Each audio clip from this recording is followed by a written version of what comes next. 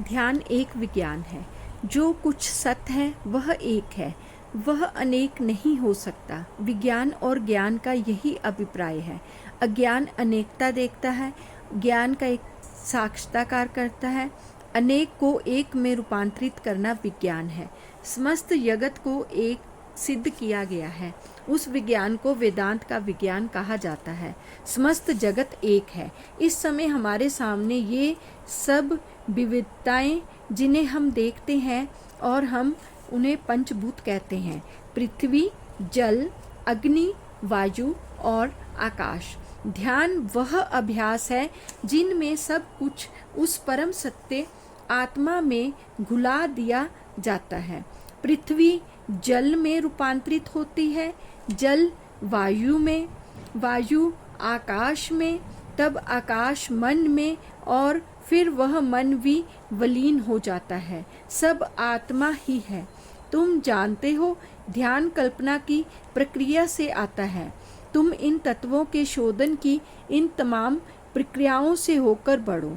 एक को दूसरे में रूपांतरित करते जाओ, फिर उसको अपने से ऊंचे में, फिर उसको मन में, फिर उसको आत्मा में, तब तुम आत्मा हो। ये मृतिका का विशाल पिंड है। उस मृतिका में से मैंने एक छोटा चूहा बनाया और तुमने छोटा हाथी। दोनों ही मृतिका हैं। दोनों का विघटित कर दो, दोनों अनिवार्यतः एक है। पवहारी बाबा एक आदर्श योगी। उस चोर के बारे में तो प्रत्येक ने सुना है।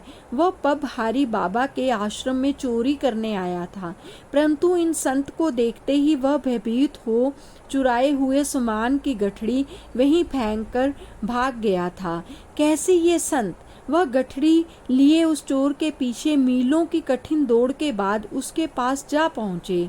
कैसे उस संत ने वह गठड़ी चोर के पैरों में रखी और हाथ जोड़कर सजल नेत्रों से चोर के कार्य में बाधक होने के कारण क्षमा मांगी तथा अत्यंत कातरता पूर्वक उससे प्रार्थना की कि वह उन वस्तुओं को स्वीकार करे, क्योंकि वे उसी की थी, उन संत की अपनी नहीं थी।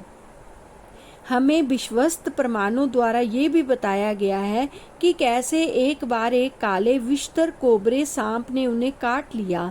यद्यपि घंटों तक उन्हें मृत घोषित कर दिया गया और मृत समझकर आशा ही छोड़ दी थी, परंतु वे पूर्व स्वस्थ हो गए। जब उनके मित्रों ने उनसे इसके संबंध में पूछा तो उन्होंने यही कहा, ये नाग तो हमारे प्रियतम का दूत था। उनकी एक विशेषता ये थी कि वे जिस समय जो काम हाथ में लेते थे, वे चाहे कितना भी तुच्छ क्यों ना हो, उसमें पूर्णतः तल्लीन हो जाते थे। जिस प्रकार श्री रघुनाथ जी की पूजा वे पूर्ण अंतःकरण से करते थे, उसी प्रकार एकाग्रता तथा लगन के साथ वे एक तांबे का क्षुद्र बर्तन भी मांजते थे।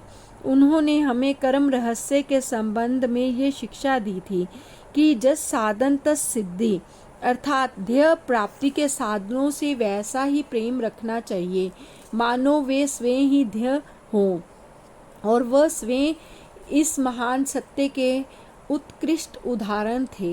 लेखक ने एक समय इन संत से पूछा कि संसार की सहायता करने के लिए वे अपनी गुफा से बाहर क्यों नहीं आते। तब उन्होंने ये उत्तर दिया, तुम्हारी क्या ऐसी धारणा है कि केवल स्थूल शरीर द्वारा ही दूसरों की सहायता हो सकती है? क्या शरीर के क्रियाशील हुए बिना केवल मन ही दूसरों की मन की सहायता नहीं कर सकता? बुद्ध के बारे में आख्यायिका, जब गौतम बुद्ध जी हो गए तब वे इतने पवित्र थे कि दूर से भी जो कोई उनके दर्शन करता वह तुरंत अनुष्ठानिक धर्म को छोड़कर भिक्षु बनकर बच निकलता था। अतः देवताओं ने भी सभा की। उन्होंने कहा, हम तो गए काम से, क्योंकि अधिकांश देवता अनुष्ठानों के सहारे रहते थे। ये यज्ञ देवताओं के लिए होते थे। अब ये यज्ञ नहीं रहे। देवगण भूखे मर रहे थे और इसका कारण ये था कि उनका प्रभु तत्व समाप्त हो गया था। अतः देवताओं ने कहा, किसी प्रकार भी हमें इस व्यक्ति का काम तमाम करना चाहिए। वह हमारे जीवन की तुलना से कहीं अधिक पवित्र है।